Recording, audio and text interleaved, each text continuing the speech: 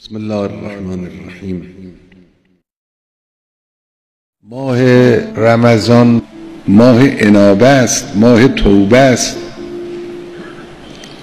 توبه یعنی برگشت از راه غلطی که ما با گناهان خود، با غفلت‌های خود اون راه رو رفتیم، از این راه برگردیم. انابه معناش این است که توجه به خدای متعال پیدا کنیم برای حال و آینده. ماه رمضان ماه رحمت است، ماه مغفرت است.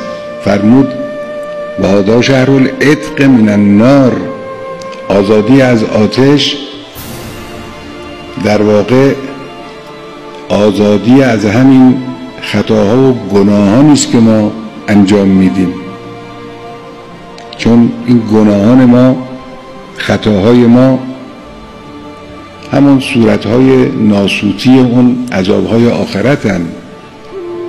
هذا شهر العتق من النار و الفوز بالجنه. فوز به جنت هم همینه، در اینجا اصلاح کار خودمون رو بکنیم، دلهامون رو پاکیزه کنیم، عبادات رو به جا بیاریم، نوافل رو به جا بیاریم، راستی و راستگویی و امانت و رفاقت و صفا رو نسبت به مؤمنین، انجام تکلیف رو در بخش‌های مختلف رعایت بکنیم.